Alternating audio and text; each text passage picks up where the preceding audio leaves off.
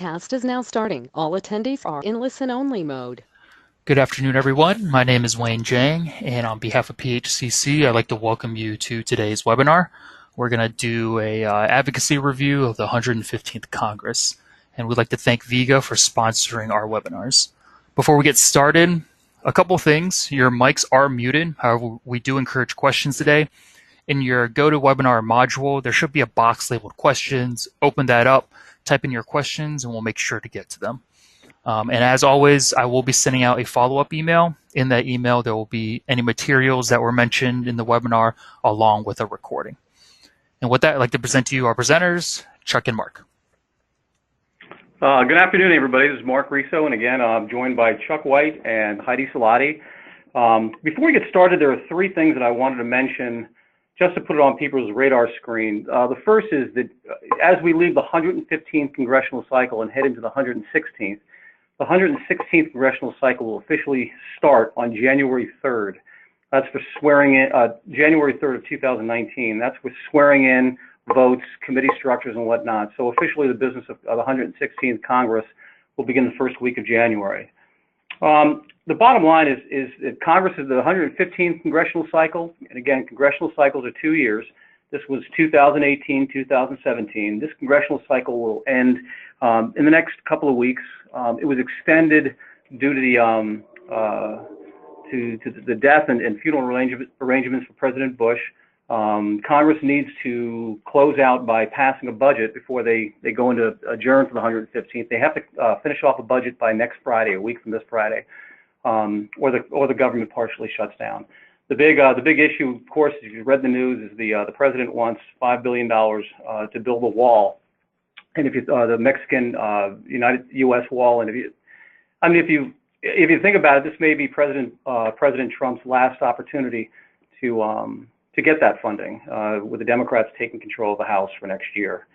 The last thing I want to mention is our grassroots, and I always want to put a plug in for grassroots, our legislative and regulatory alerts. There's nothing to do the rest of this year, but come January, we're going to start to see issues pop up in Congress, even in the agencies as well, on actions, legislative and regulatory actions that we need to react to. Here in D.C., we can tell the story, but the truth is when we hook up constituents to lawmakers, it makes a world of difference. So just always look out for the, our legislative and regulatory alerts. Actually, can we go back one slide? That's our contact. Well, they're two good-looking guys. That's our contact information. Of course, Chuck and Mark. If you need anything at any given time, please don't hesitate to email. If you have questions, you need a document, you just want to know something, please don't hesitate. Happy to take care of what you need.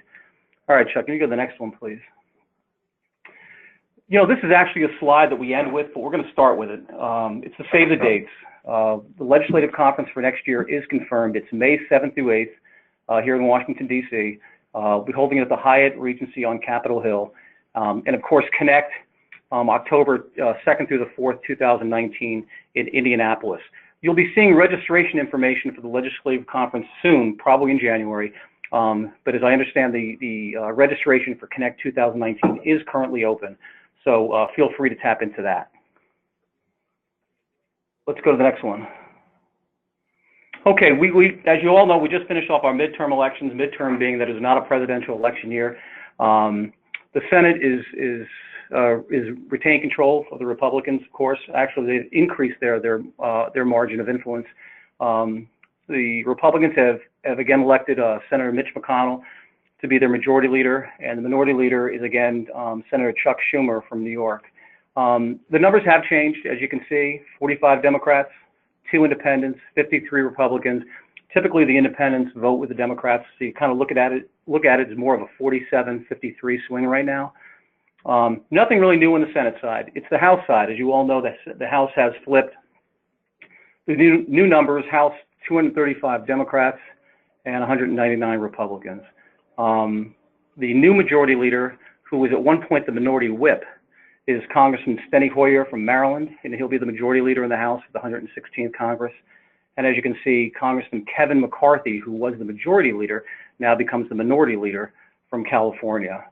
The Democrats in their caucus about a week and a half ago nominated Congresswoman Nancy Pelosi to the Speaker of the House, and that vote officially is taken on the House floor come the first week in January, as soon as they go into session. Remember that's a vote of the House, so that's put up to the entire House, whether you're a Democrat or Republican. Anybody can vote on Nancy Pelosi as Speaker. Let's head to the next one. Okay, just a couple of quick stats on the new profile of Congress, because it has changed. It's actually gotten younger.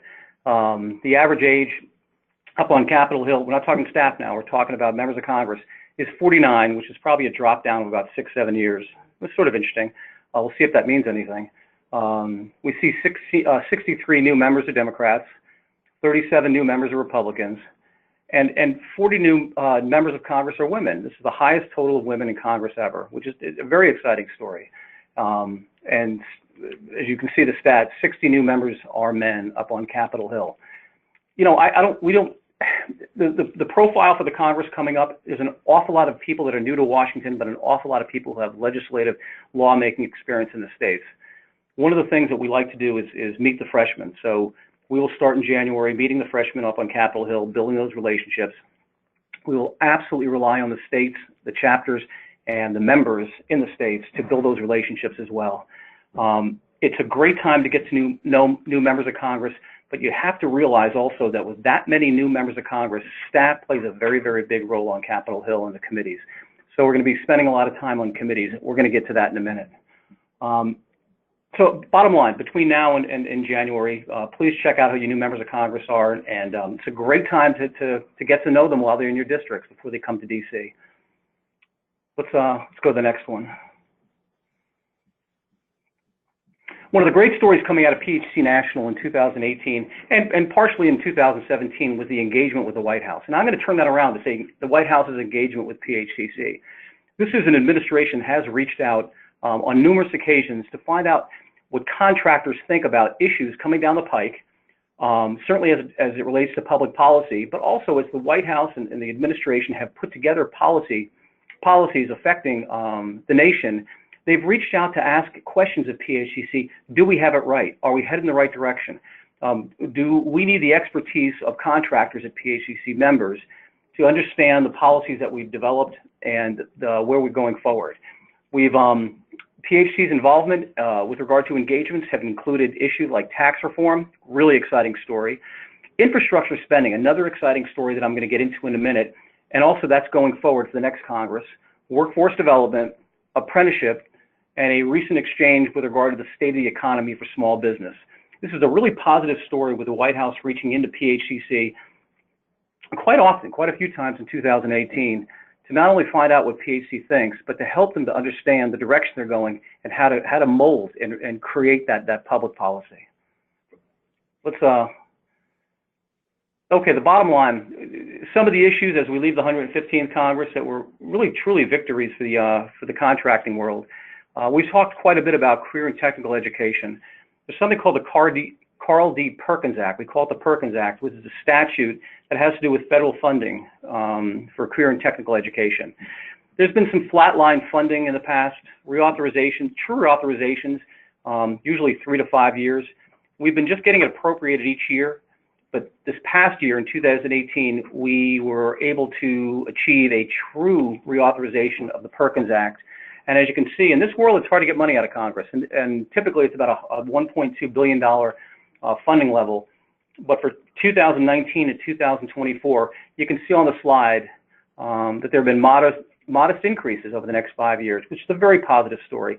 Typically, when Congress chases, they're looking for budget cuts. Usually, it's in education, and this one has suffered in the past. But many groups have chipped in and been able to not only retain funding to what it used to be, but also gotten increases for the next 5 years, and that's an exciting story.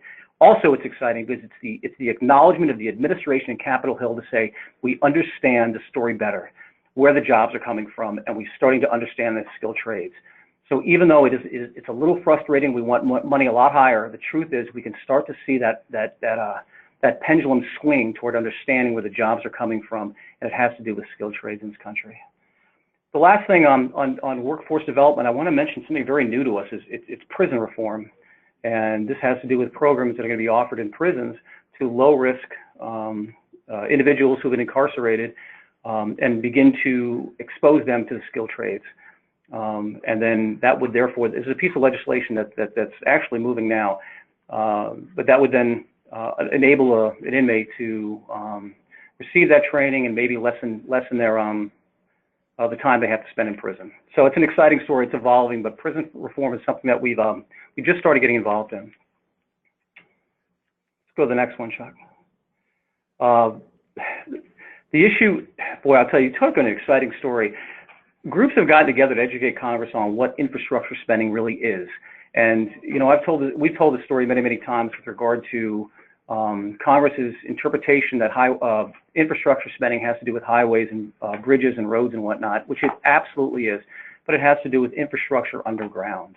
And one of the exciting pieces of legislation that we worked on in 2018, when I say we, I'm talking about the membership of PHCC, that we worked on was what's called the Water Infrastructure Finance and Innovation Act.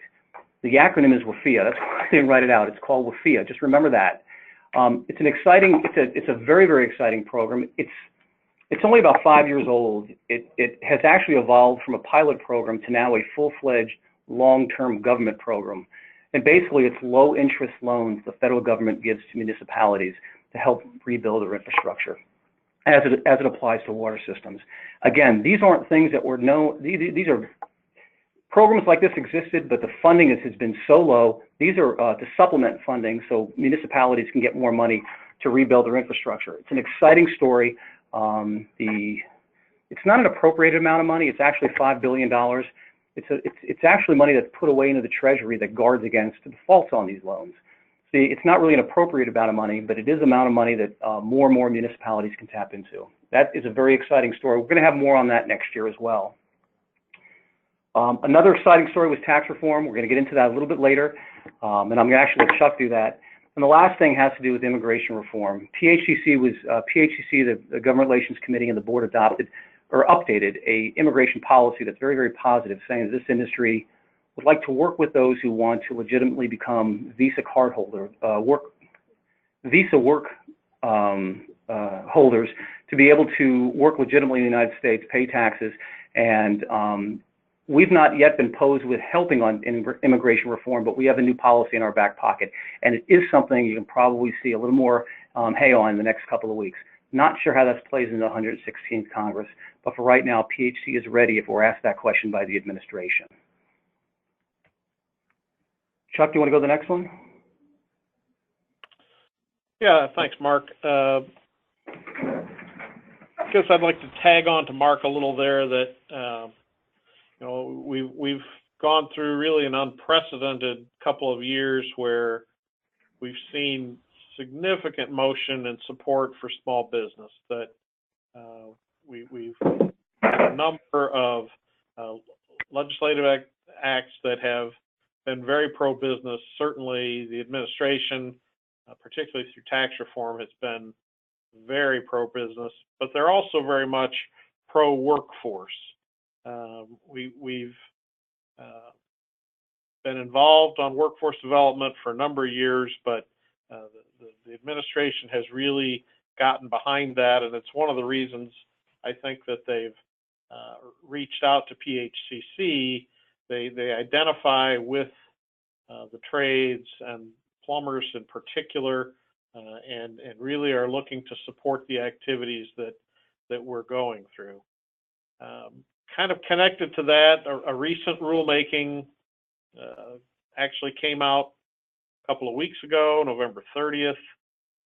We've had a lot of discussions about apprentice ratios among the various state chapters. The current format of how ratios are put together is inconsistent. Some states are much more liberal in how many apprentices a single journeyman can supervise, while other states are much more stringent.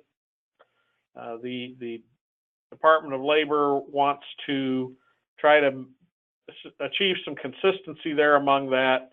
The ratios have been set through state and regional offices, which we've had a lot of discussions from a lot of state chapters with their regional offices to try and get some relief to get more people into the workforce. A recent guidance letter came out on the 30th that was effective on the 30th of November this year that rescinded the previous guidance letter in effect. That letter was early in 2017. We knew that they have indicated rulemaking will go commence early in 2019 to determine what the new levels will be. We've not gotten much intelligence, much information out yet as to how they're leaning, but we have reached out and we are working with the Office of Apprenticeship to try and understand their goals and offer help from national staff and help from members across the country, depending on what they need to create the rulemaking. Be a very exciting and interesting development. Should be hitting early in 2019, probably February or early March. We'll be looking at possibly putting together some people on some working groups. A very exciting development, and it ties very closely to the administration's desire to get more people involved in trade and help generate jobs, good paying jobs through the skilled trades. Other issues that have been of interest in the last year and a half, a lot of discussion about association health plans as a way to allow small business to group together and get large business rates to be considered in large pools to help defray the cost, reduce costs of health insurance, and to enable small businesses that probably could not afford to provide health insurance, to give them an avenue to that market. Been very excited and interested in how that's going to develop. Unfortunately, through some litigation, that the national effort has been stymied. We're still waiting for some resolution on the lawsuit front, which really is kind of too bad. This was a very exciting thing, a big opportunity for our members. In the meantime, the national office, PHCC National, has worked with a national insurance broker to try and help connect states and facilitate states creating their own in-state insurance plans, health plans that would not have 100% of the advantage that the national plan would have, but certainly would increase some group size and give those smaller businesses some negotiating leverage, try and get a little better cost-effective insurance out there. National certainly wants to hear from members and chapters that have more interest in this. We'd be glad to help facilitate and connect you up with these national brokers to move that in a positive direction. We are working diligently to try and ascertain when there'll be some resolution to this lawsuit thing. And as soon as that breaks loose, we think that we'll be able to merge some of these state plans and move those into the national plan to take advantage of the maximum benefit. Connected with that is also what's called association retirement plans. There's a proposal to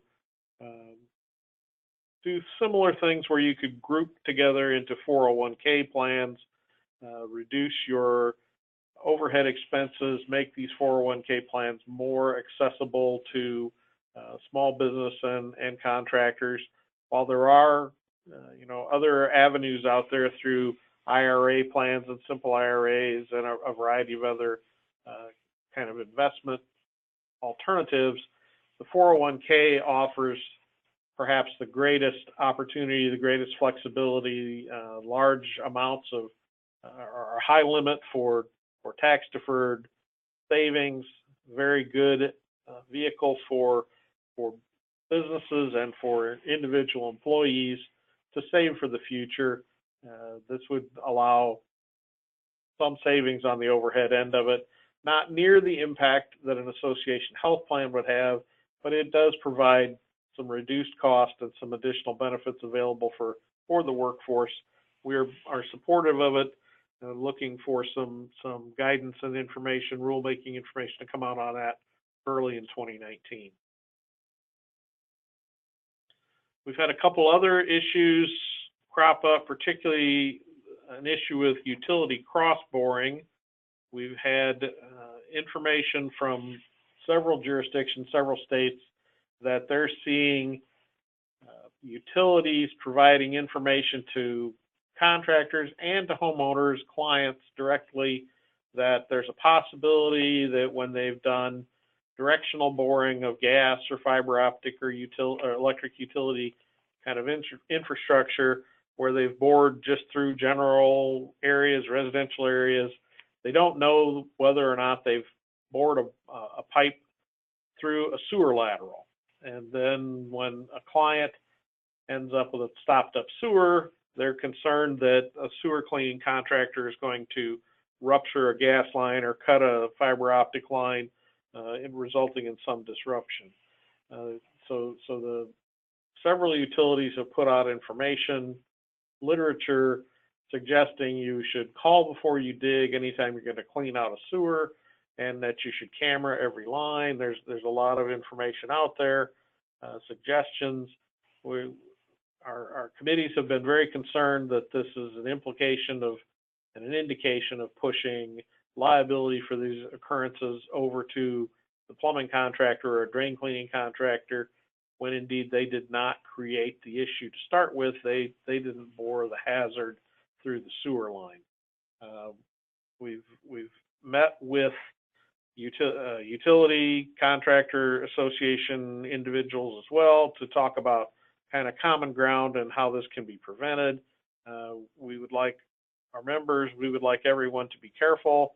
If you work in an area where you know there's been a lot of boring going on, and suddenly you have clients that have never had sewer issues or seeing stoppages, to be alert, be careful when you start into some of these things, that you don't rupture lines or cause disruptions, just from a safety point of view.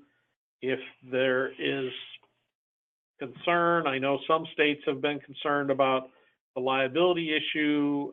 I know Indiana has reached out to the Indiana Utility Regulatory Commission to get a ruling and get some information. That commission has stated that the contractor did not create the hazard, and that the utility boring contractor should be doing things to either prevent this or remediate. So there's some discussion going on in Indiana about how that would happen, and perhaps going back from the utilities perspective and cameraing drain lines to look for these kind of intrusions. That's not a firm program underway at this time, but it's expected to be rolling out in the next year or so. But we want people to be very careful, keep safe, work with your utility commissions to try and get some guidelines on that established. I'd like to touch on the overtime rules. A couple of years ago, the rules and guidelines for who qualifies for overtime pay and who's exempt from overtime pay were changed by the previous administration. There was significant pushback at the time, and some litigation occurred in Texas, which put a stop to the rule. Currently, there's a proposal. There's no definite date yet, but the Department of Labor wants to re-examine the wage threshold for exempt workers to see if that was an overreach, that it was increased more than it should have been. They have stated they're planning a rulemaking to start in March of 2019 to review that and consider alternate options and just exactly what the impact is on small business. Looking very much forward to that and participating in any level that we can. Another issue in the last year, really, there's a proposal for revisions to the EPA 608 Refrigerant Management Program. EPA 608, anybody that works in the air conditioning, refrigeration, that type of industry that works with refrigerant, so every air conditioning technician out there carries or should carry an EPA 608 card that shows you've been trained and passed the test, that you know how to handle refrigerants, how to store them, how to recover them, all the proper procedures. There's been a lot of discussion about a 2016 rule that expanded the application of that rule. The rule was originally written for ozone depleting substances, the typical R22, R12 in the air conditioning world, that type of product, R502 in the refrigeration world. Those were ozone depleting materials. The 608 rules were originally written to apply to those and not to apply specifically to non-ozone depleting, so R410A, the HFC type refrigerants. There were some specific allowances to include them, but overall the rulemaking did not cover them from A to Z.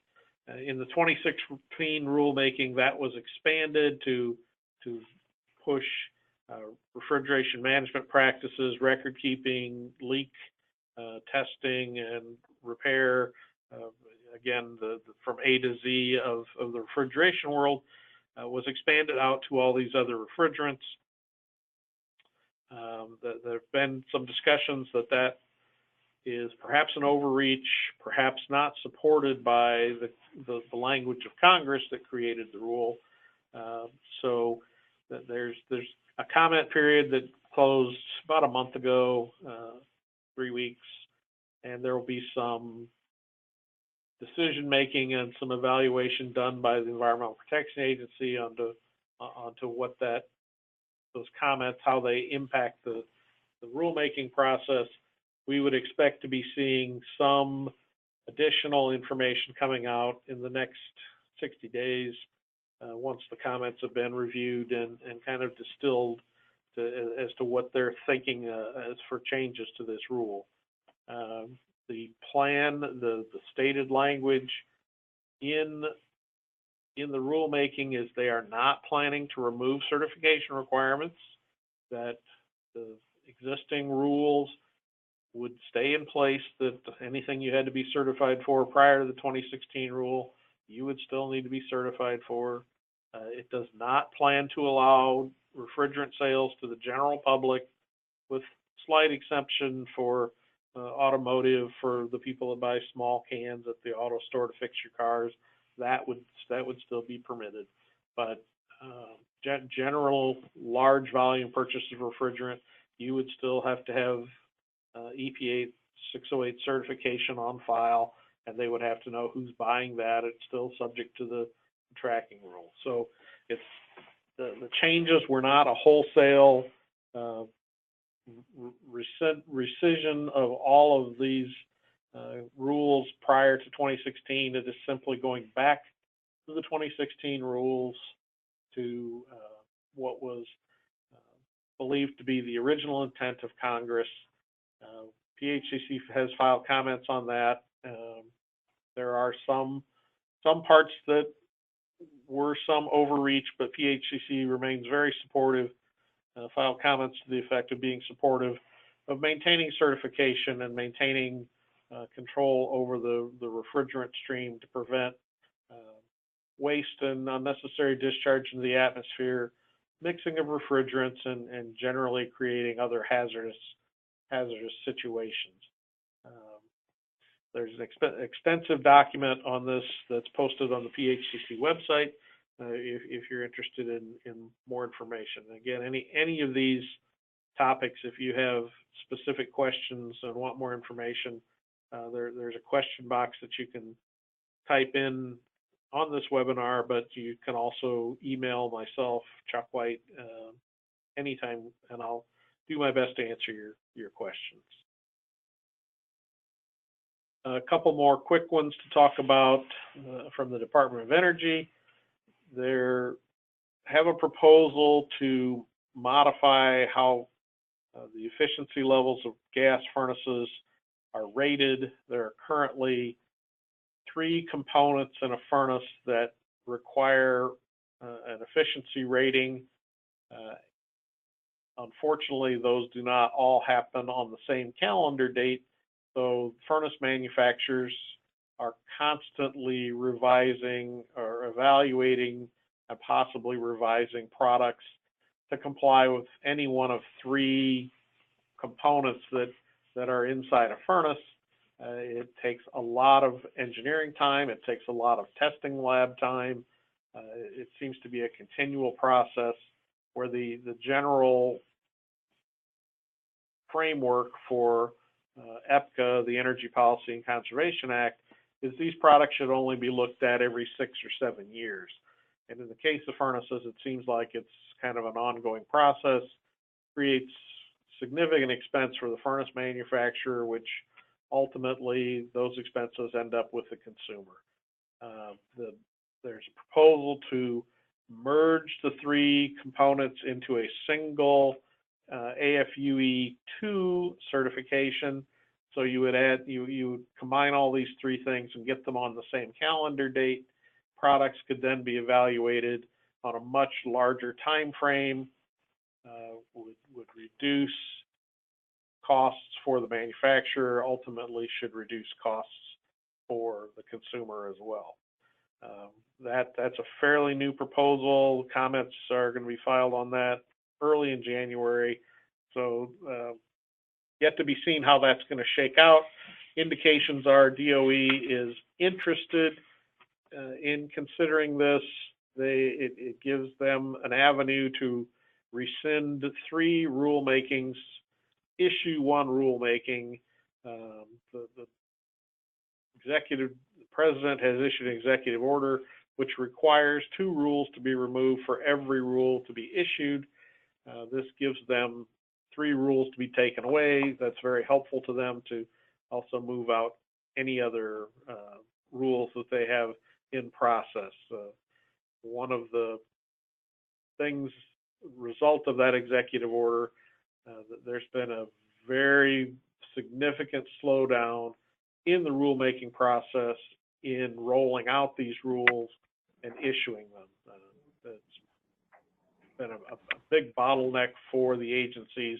If they don't have multiple rules to rescind, they can't issue their new rules. So anything that combines things, they're interested in pursuing if they are logical and are not a step backwards in terms of efficiency. Hey, Chuck, this is Mark. Can I ask you a question? Can I butt in? You certainly may. I know I'm out of line, but hey, with regard to the pending rules and the fact that you have the 2-to-1 where two rules come off the books for every one that's created, in your estimation, has that led to the greater consumer and business confidence in terms of spending money for businesses, but greater consumer confidence in actually spending money themselves? I think probably it has. It has stabilized activities in the market, so it's stabilized pricing. That's really hard to measure, but if you ask my gut reaction, I would say yes, it has. Great, thanks. The other DOE comment is there is a request from a consortium of gas providers to consider residential gas furnaces and commercial water heaters that have had rulemakings created but not rolled out, not in place, or not in force. That these were, again, an overreach, that they have created problems in the marketplace, and they have ignored utility of these products, specifically in driving these products to be condensing type products, no longer allowing naturally vented or power vented into metal chimneys, things that are non-condensing type operations. that the utility in some applications of having that non-condensing type product is very important. And in discussions we've had about condensing furnace particularly, there are a lot of applications where finding a route for a plastic pipe and an alternate venting method in some installations could be very costly, could be very difficult, and in some cases perhaps even impossible. So those two are that is also a very new proposal. It will have comments filed late in January. Some indications that Department of Energy is again interested in considering this. That gives them a couple things to pull back. They're happy about that, and they're also interested in the logic that industry is providing about this lack of utility.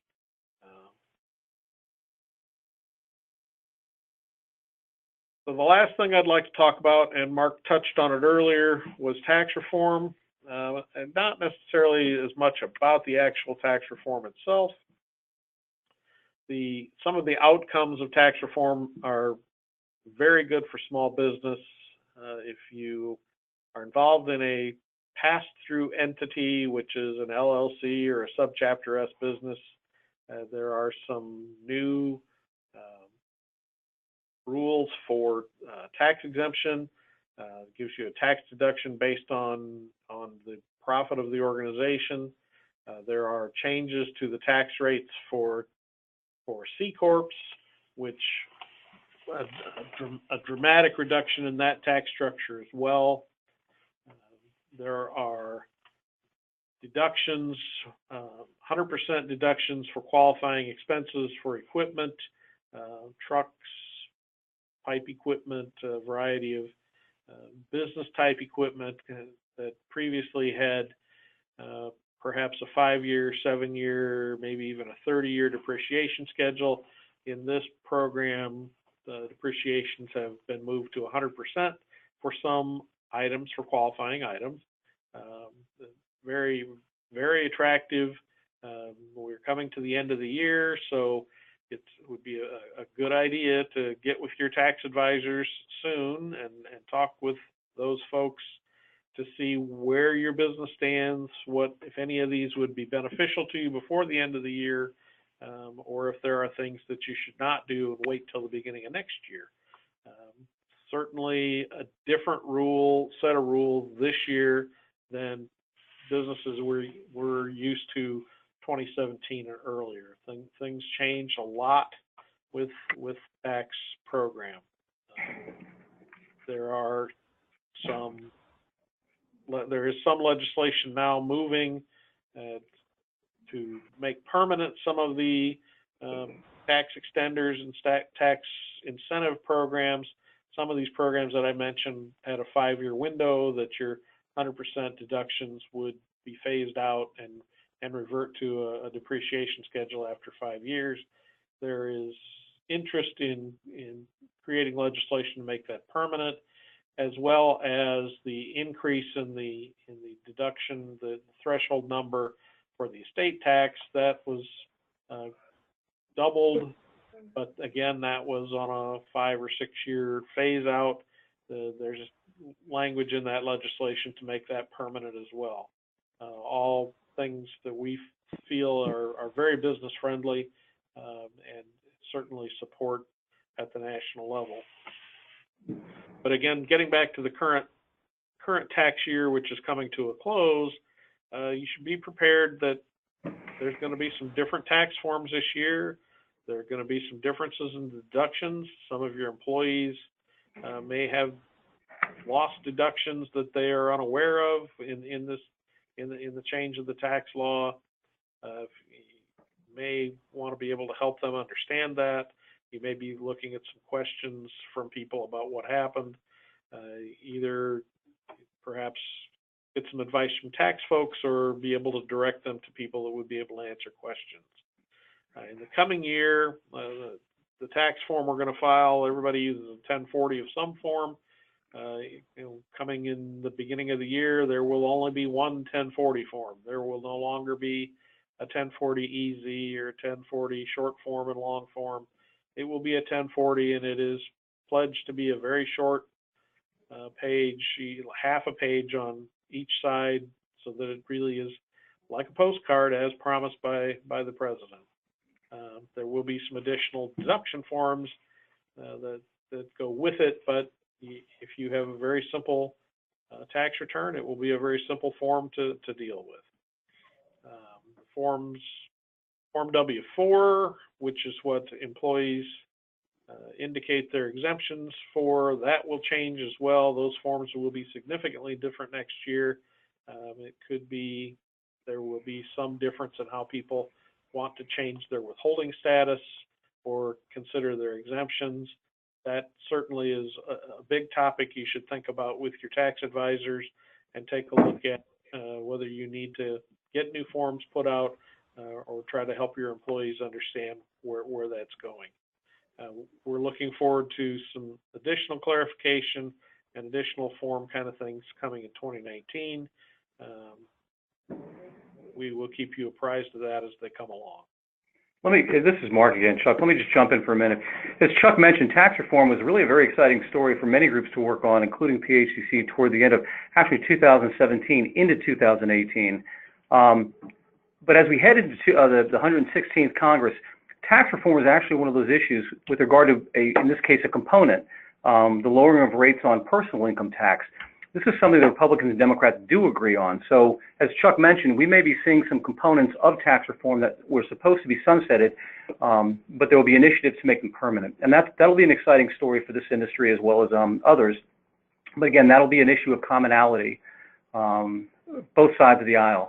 Also, I'd like to also put a plug in. If you have a positive story regarding the tax reform, maybe your business has done better and you were able to trickle down some of the savings to your employees, bonuses or what have you, let us know. These are stories that we collect and we talk to the White House all the time, and sometimes it actually evolves into an event, just like we had this past year with Universal Plumbing out of Nevada coming to D.C. to give their story on tax reform and how their employees benefited, and something where people from Universal Plumbing were able to stand with the president in the Rose Garden, actually, at the White House during one of the events. So please give us the stories on tax reform, how it's benefited your business, and we'll certainly relay those to the White House. And I believe that brings us to the point where we ask if you have any questions. And I don't know if Wayne has received any. Yeah, sure. So let me just look here. If anyone does have any questions, look into your GoToWebinar module. There should be a box labeled questions. I don't see any right now. But if you have any before we get off, go ahead and type those up. But Chuck, if you can go back to the beginning where it has your email addresses, we can show those off to everyone on the webinar. And just a reminder, I will be setting up a follow-up email with all this information. I'll include the contact information for Mark and Chuck as well if you do have any additional questions after the webinar. And along with that, I will be sending the recording for this webinar as well. Well, and actually, Chuck, if we can go to the very beginning as well, if we can do that, because and I appreciate what Wayne is mentioning with regard to contact information, but we certainly want to make sure that people understand and save those dates for the Connect and the legislative conference for next year. Yeah, I'll be happy to do that. I want to be sure to say thank you to our sponsor for today, to Viga. They have been very supportive of PHCC and very, very interested in the things that at least Mark and I do for a living.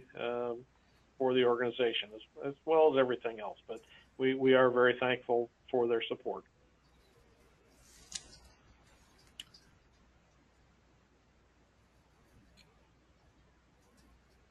Going back to the beginning.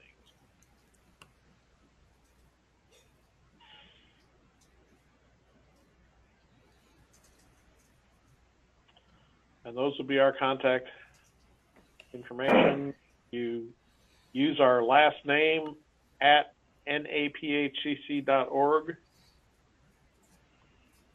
You can find any one of us. All right. I don't see any questions, but like I said, if anyone else has any additional questions, either respond back to the email that I send out or reach out to Mark and Chuck individually. And with that, all right, I'd like to thank everyone for joining us. And like Chuck said, I'd like to thank Vigo for sponsoring today's webinar. And we'll see you all at the next webinar.